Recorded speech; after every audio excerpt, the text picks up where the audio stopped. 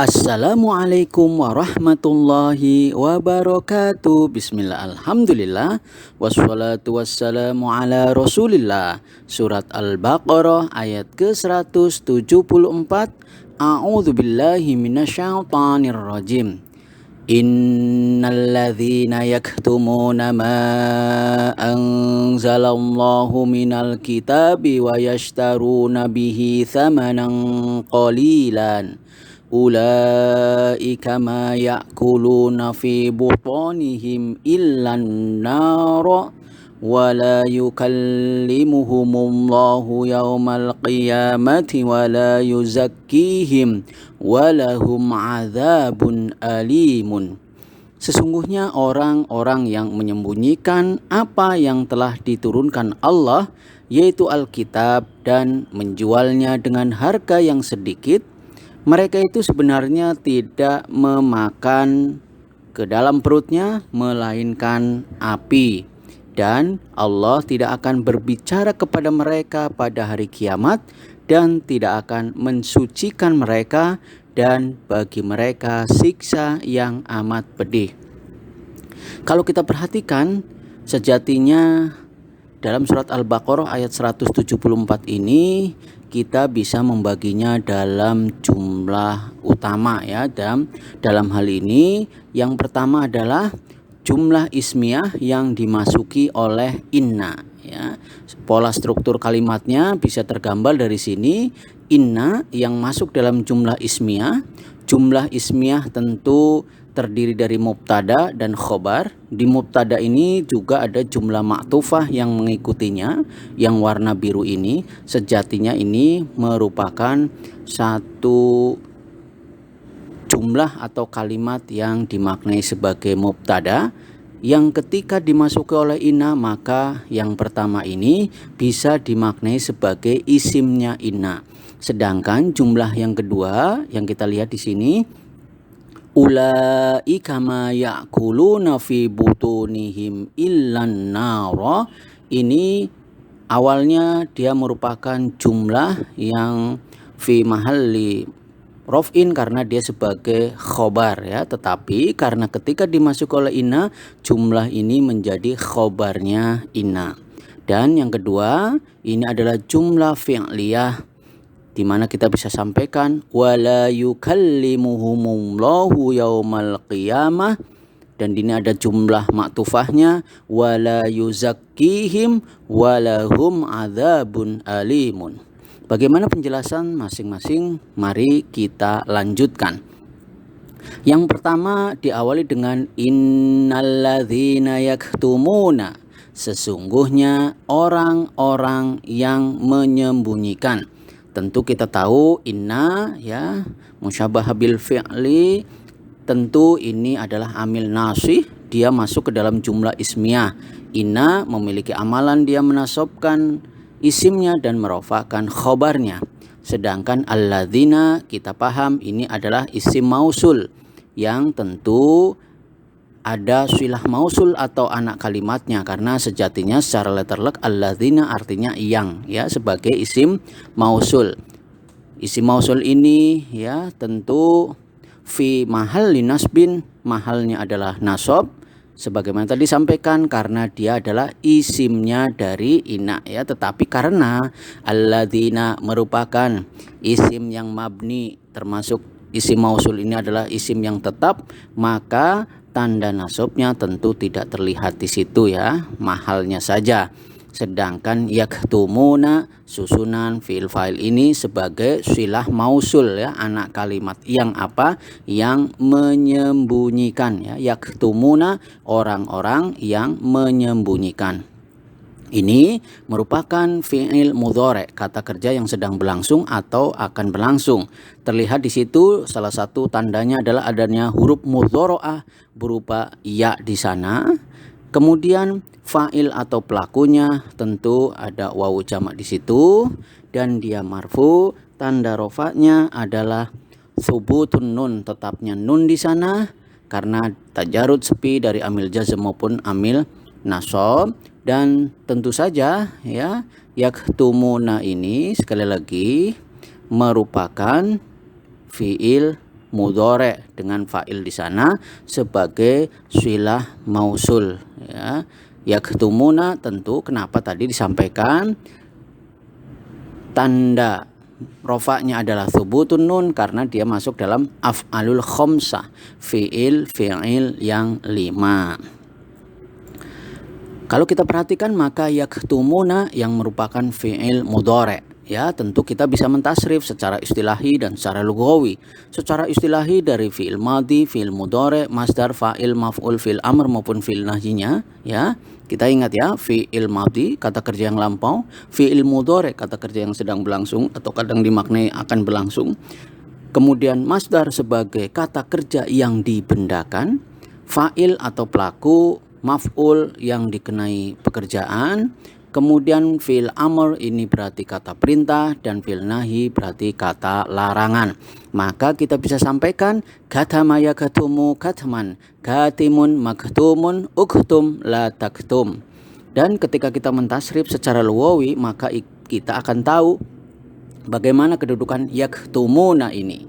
Kita bisa merunutnya dari huwa huma hum hiya huma hunna anta antuma antum anti antuma antunna ana nahnu ya. Kita runut dari fi'il mudhari'nya ya, dalam hal ini adalah yaktumu, yaktumu, yaktumani, yaktumuna, taktumu, taktumani, yaktumna, taktumu, taktumani, taktumuna, taktumina, taktumani, taktumna, aktumu, naktumu. Nah, terlihat di situ, di sini ya, yaktumuna merupakan fi'il mudhari dengan fa'il pelakunya adalah hum atau mereka yang banyak. Berikutnya adalah ma anzalallahu, apa yang telah diturunkan Allah. Sejatinya ma ya ini adalah isim mausul, dia mahalnya adalah nasab karena dia sebagai maf'ul bih ya, tetapi karena isim mausul juga tentu tidak terlihat ya tanda untuk nasabnya ya, tandanya tidak terlihat karena dia adalah isim mausul yang tetap. Seperti sebelumnya, maka ketika ada isim mausul membutuhkan silah mausulnya ya, apa yang telah diturunkan ya. Anzala ini adalah fi'il madhi, dia kata ya kerja, kata kerja yang lampau ya, tentu dia mabni tetapnya atas fathah di sana ya. Dan anzala ini tentu ya merupakan fi'il madhi dengan fa'il atau pelakunya ini berkaitan dengan huwa ya, huwanya siapa, yakni Allah Ta'ala. Jadi kenapa harokat akhirnya adalah dhammah?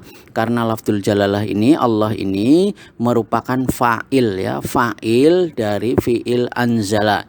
Jadi kalau kita mau terjemahkan apa yang telah Allah menurunkan atau Allah telah menurunkan ya, karena posisi terjemahnya kata Allahnya dibelakangkan maka seolah-olah ini diturunkan ya, jadi seperti pasif. Tetapi terjemahan sesungguhnya secara bahasa Arabnya ini adalah maklum ya, jadi dia aktif. Jadi Allah telah menurunkan apa yang telah Allah menurunkan. Tentu ini lebih enak dibaca di orang Indonesia, apa yang telah diturunkan Allah.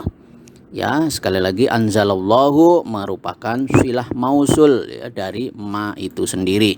Kalau kita perhatikan maka anzala yang merupakan fi'il madhi kita bisa mentasrif secara istilahi dan secara lughawi.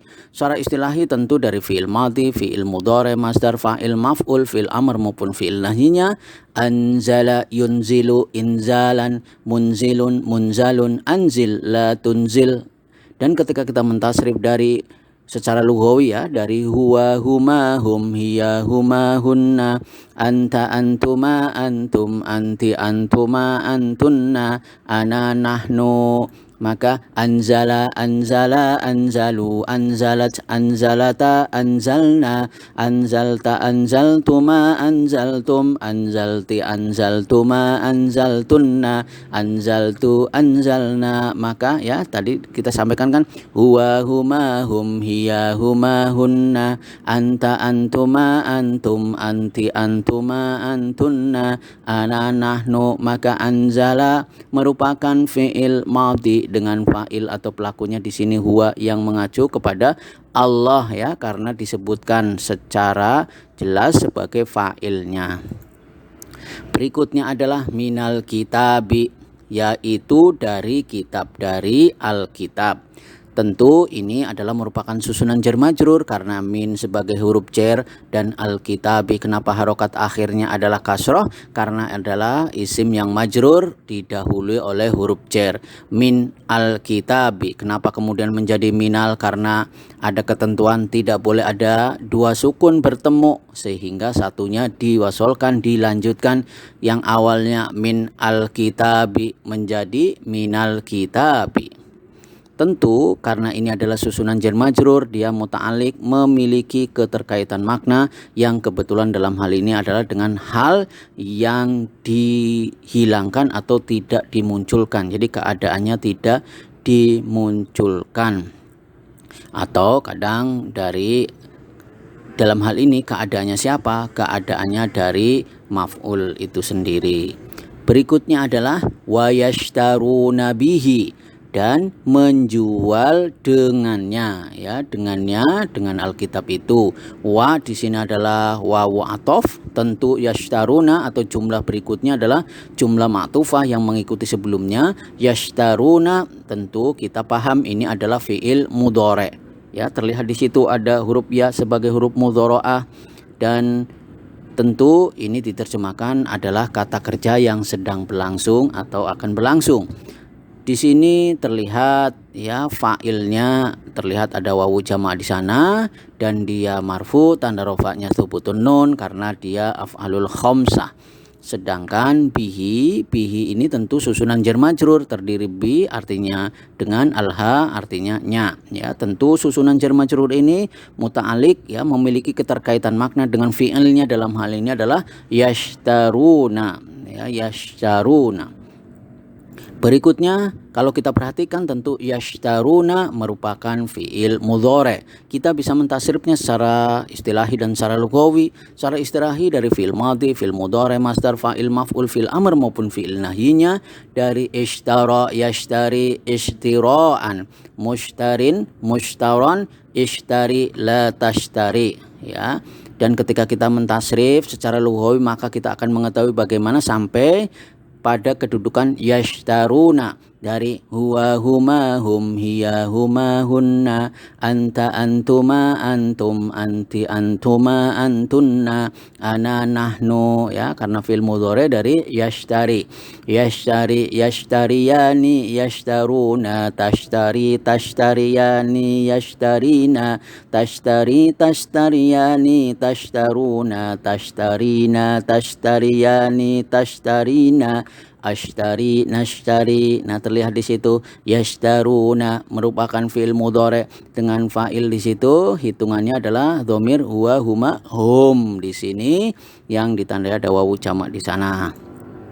Berikutnya adalah thamanang qalila. Thamanang qalila artinya menjual dengan harga yang sedikit atau murah ya. Samanang ini artinya boleh dikatakan terjemah bebasnya adalah harga. Qalila itu yang sedikit, artinya murah. Samanan, kenapa kemudian harokat akhirnya adalah fathah? Karena dia adalah maf'ul bi atau objek. Ingat, maf'ul bi atau objek masuk dalam mansubatul asma, bagian dari isim-isim yang mansub, tanda nasabnya di sini adalah harokat fathah di sana. Sedangkan qalilan, kenapa polanya mirip dengan samanan? Karena qalilan ini merupakan sifat ya, dia naat. Jadi kita sedang berbicara tentang naat man'ut, sifat mausuf, karena ini merupakan pembicaraan tentang tawabi atau tabi, dalam hal ini ngikut ya, ngikut kepada yang disifatinya dalam hal ini samanan karena maf'ul bih maka dia harokat akhirnya fathah karena mansub, maka sebagai sifatnya dari samanan dia pun mengikuti polanya dalam hal ini adalah harokat akhirnya adalah fathatain sama-sama. Samanan qalila, harga yang seperti apa? Harga yang sedikit. Berikutnya adalah ulaika, mereka itu, ya ini adalah isim isyarah. Ya, isim isyarah ini kebetulan berada di awal kalimat, ya, dan kita mengatakan dia sebagai mubtada, ya. Jadi fi mahalli rof'in, mahalnya adalah rofa karena sebagai mubtada atau sebagai awalan dalam jumlah ismiyah. Ma yakuluna, tidak memakan, mereka tidak memakan. Apa yang mereka tidak memakan? Ma ini artinya tidak, ya, ini artinya ma nafiyah, ya, ma yang boleh dikatakan menegatifkan, ya, jadi tidak memakan. Ma nafiyah, yakuluna tentu ini adalah fiil mudhore, ya, terlihat di situ juga nih masih kita membacarakan huruf mudhoro'ah yang di awal kalimat yang menjadikan ini tanda, ya, salah satu tandanya bahwa dia adalah fiil mudhore, ya, huruf mudhoro'ah fiil mudhore, kata kerja yang sedang berlangsung atau akan berlangsung. Dia marfu, tanda rofanya adalah thubutun nun karena dia adalah fiil yang 5, wawu di situ sebagai fa'il atau pelakunya. Ma yakuluna, tidak memakan. Kalau kita perhatikan, ya, yakuluna, ya, yakuluna fiil mudhari, maka kita bisa mentasrif secara istilahi, secara lughawi, secara istilahi. Sekali lagi kita diingatkan ada fi'il madhi, fi'il mudhari, masdar, fa'il, maf'ul, fi'il amr maupun fi'il nahyinya dari akala ya'kulu aklan, akilun ma'kulun, kul la takul. Dan ketika kita mentasrif secara lughawi sehingga kita sampai pada kalimat yakuluna, bagaimana penerapannya? Tentu kita perhatikan dari tasrif lughawinya, dari huwa huma hum hiya huma hunna anta antuma antum anti antuma antunna ana nahnu, ya, huwa huma hum, ya, tentu ada maksudnya kenapa di kotak ini, karena kita bisa runut dari sini. Yakulu yakulani yakuluna, takulu takulani yakulna, takulu takulani takuluna, takulina takulani takulna, akulu nakulu, maka terlihat di situ yakuluna merupakan fiil mudhari dengan fa'il atau pelakunya ada waw jamak di situ yang kita hitung sebagai huwa huma hum, ya, jadi di sini adalah hum atau mereka yang banyak. Fi butunihim, ke dalam perutnya.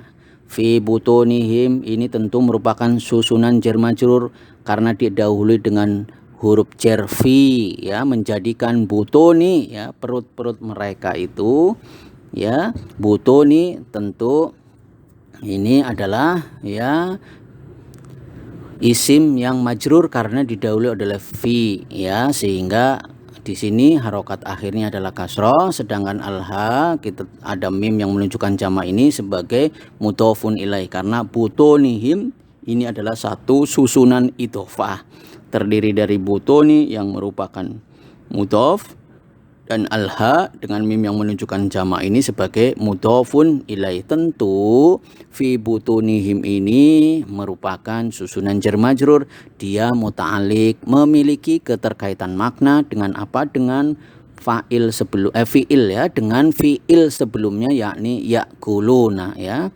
Jadi tidak memakan ke dalam perutnya, ya, makan dalam hal ini makanan masuk ke dalam perutnya. Kalau kita perhatikan, ya, tadi disampaikan ulaika ma yakuluna fi butunihim, ya, mereka itu tidak memakan ke dalam perutnya, ya. Jumlah ini merupakan khobar, ya, ma yakuluna ini merupakan khobar dari ulaika, ya.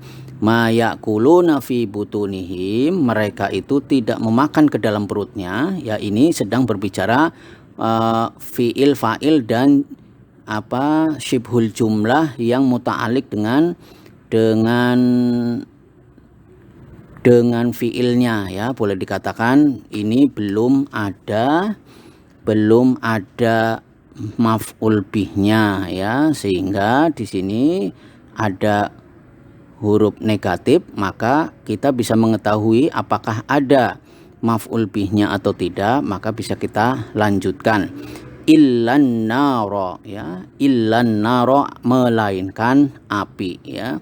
Jadi illa ini adalah adatul istisna atau hasr ya, dia membatasi, jadi dia mengecualikan, dan an-naro tentu mustasna ya, yang dikecualikan. Boleh dikatakan maka an-naro ini kenapa harokat akhirnya adalah fathah, karena dia sebagai maf'ul bih ya, boleh dikatakan badal dari maf'ul bih yang tidak ada itu, atau memang mustasna itu sejatinya memang ya sebagai isim yang mansub ya, tanda nasabnya adalah ro di sini. Jadi an-naro ini kenapa harokat akhirnya adalah fathah, karena dia sebagai maf'ul bih ya. Berikutnya adalah wala yukallimuhumullahu, dan Allah tidak akan berbicara, Allah tidak akan berbicara. Wa di sini adalah wawu ataf, la di sini adalah la nafiyah yang artinya meniadakan ya, wala dan tidak ya. Yukallimuhumullahu, yukallimuhumullahu, yukallimu merupakan fi'il mudhari ya. Sejak tadi kita membicarakan ada huruf mudharaah terus berupaya di sini menunjukkan bahwa ini adalah fi'il mudhari, kata kerja yang sedang berlangsung atau akan berlangsung. Di sini dilanjutkan dengan hum ya. Hum ini merupakan maf'ul bih ya. Jadi maf'ul bihnya ada di depan sini. Jadi ini yukallimuhumullahu, yukallimu merupakan fi'il mudhari ya, kata kerjanya. Alha yang kita baca hum ini merupakan maf'ul bih atau objeknya, jadi tidak akan berbicara kepada mereka ya, kepada mereka. Sedangkan Allahu kenapa kemudian harokat akhirnya adalah dhamma, karena dia sebagai fa'il atau pelakunya. Jadi ini penerjemahannya kurang panjang ya. Jadi wala yukallimuhumullahu, dan Allah tidak akan berbicara kepada mereka ya. Maf'ul bihnya harusnya dimasukkan di sini, kepada mereka ya. Ini maf'ul bihnya ini. Wa wawu ataf, la nafiyah, yukallimu fi'il mudhari, hum ini merupakan maf'ul bih, Allahu merupakan lafdzul jalalah yang jadi fa'il atau pelakunya.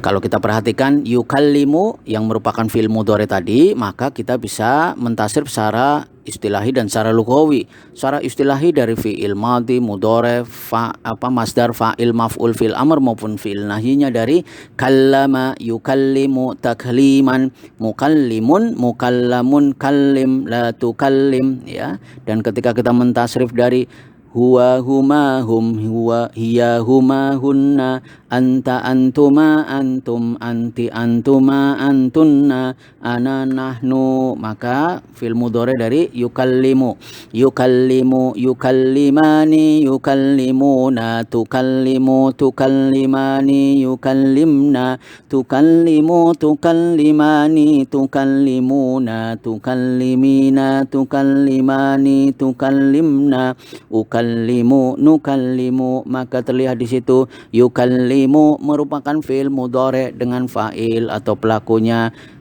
huwa yang mengacu dalam hal ini kepada Allah Ta'ala. Yaumal qiyamati, pada hari kiamat. Yauma tentu ini merupakan dzarab zaman ya. Dzarab zaman tentu masuk dalam mansubatul asma ya, sehingga dzarab ini masuk dalam isim yang mansub, tanda nasabnya adalah fathah, kita baca yauma ya. Kemudian al-qiyamati merupakan mudhofun ilaih, sehingga kenapa harokat akhirnya jadi setelah dzarab akan jatuh menjadi mudhofun ilaih, isim-isim yang wajib majrur ya setelah dzaraf. Dalam hal ini adalah dzaraf zaman qiyamati, sehingga harokat akhirnya adalah kasroh di sana. Nah, yaumal qiyamati masuk dalam syibhul jumlah, dia tentu muta'alik, memiliki keterkaitan makna dengan fi'il sebelumnya yukallimuhum, jadi berbicara pada hari kiamat. Wala yuzakkihim, dan tidak akan mensucikan mereka. Ya, ini jumlah ma'tufah ya, dia mengikut dengan jumlah sebelumnya, wawu atof, la nafiyah yang meniadakan, yuzakki tentu ini adalah fiil mudhore, diawali dengan huruf mudhorah berupa ya di sana, dan alha dengan mim yang menunjukkan jama' ini sebagai maf'ul bih. Pembahasannya seperti jumlah atau kalimat yang sebelumnya. Kalau kita perhatikan, maka yuzakki yang merupakan fi'il mudhore kita bisa mentasrif secara istilahi dan secara lughawi. Secara istilahi dari fi'il madhi, fi'il mudhore, masdar, fa'il, maf'ul, fi'il amr maupun fi'il nahyinya adalah zakka, yuzakki, tazkiyatan, muzakki, muzakka, zakki, la tuzakki.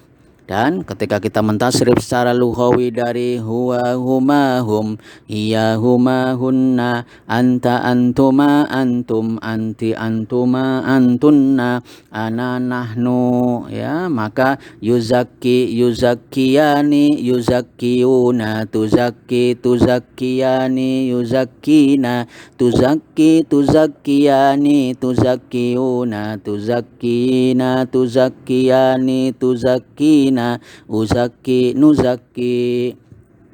Berikutnya adalah yang terakhir adalah jumlah walahum adzabun alimun, dan bagi mereka siksa yang amat pedih. Tentu ini adalah jumlah ismiyah yang sederhana ya, yang kebetulan jumlah ismiyahnya ya, kalau wawu di sini wawu atof ya, jumlah ismiyahnya dari mulai lahum adzabun alimun diawali dengan syibhul jumlah ya, lihum, atau dibaca kisah lahum, lahum bagi mereka ya. Susunan jar majrur yang berada di awal kalimat ya, tentu kita sudah sering membahas, maka ini dimaknai sebagai syibhul jumlah yang muta'alik berkaitan dengan khobar muqaddam, atau secara singkat karena kita masih dalam pembahasan nahwu dasar ya, boleh dikatakan lahum ini sebagai khobar muqaddam, khobar yang diawalkan. Biasanya salah satu cirinya juga kenapa khobar itu diawalkan dalam bentuk syibhul jumlah, karena salah satu alasannya biasanya mubtada'nya dalam bentuk nakiroh. Nah, untuk case ini, untuk studi kali ini memang betul adzabun yang merupakan mubtada muakhar ya, pada posisi nakiroh atau bersifat umum. Tandanya ada domaten di sini ya. Domaten menunjukkan dia marfu dan dia nakiroh yang memang secara umum ya, secara umum tidak ya, kaidahnya tidak bisa dimasukkan sebagai mubtada karena secara umum mubtada itu adalah ma'rifat. Maka ketika ada syibhul jumlah bertemu dengan isim yang nakiroh, maka syibhul jumlahnya ditaruh di depan sebagai khobar muqaddam, sedangkan isim yang nakiroh ini jatuh setelahnya disebut sebagai khobar mubtada muakhar ya, disebut sebagai mubtada muakhar. Lahum sebagai khobar muqaddam, maka adzabun sebagai mubtada muakhar. Lalu kenapa alimun? Alimun ini polanya sama dengan adzabun, dia harokat akhirnya adalah dhamma dan dhammahnya adalah dhammaten karena dia sebagai sifat ya, sifatnya dari adzabun, sifat mausuf naat man'ut ya, sedang berbicara itu, sehingga si alimun tentu dia mengikuti dengan adzabun. Adzabun kebetulan dhammaten karena dia sebagai isim nakiroh, sebagai mubtada muakhar, maka alimun sebagai sifatnya juga dhammaten di situ. Maka secara sekilas bisa kita sampaikan, innalladzina yaktumuna ma anzalallahu minal kitabi wa yashtaruna bihi thamanan qalilan ulaika ma ya'kuluna fi butunihim illan nara wa la yukallimuhumullahu yawmal qiyamati wa la yuzakkihim wa lahum adzabun alimun. Sesungguhnya orang-orang yang menyembunyikan apa yang telah diturunkan Allah berupa Alkitab dan menjualnya dengan harga yang sedikit atau murah, mereka itu sebenarnya tidak memakan, tidak menelan ke dalam perutnya, melainkan api. Dan Allah tidak akan berbicara kepada mereka pada hari kiamat dan tidak akan mensucikan mereka, dan bagi mereka siksa yang amat pedih. Na'udzubillah min dzalik. Semoga kita tidak termasuk dalam apa yang disampaikan firman Allah Ta'ala ini. Demikian yang bisa sampaikan. Subhanakallahumma wa bihamdika asyhadu an la ilaha illa anta wastaghfiruka wa atubu ilaik. Wassalamualaikum warahmatullahi wabarakatuh.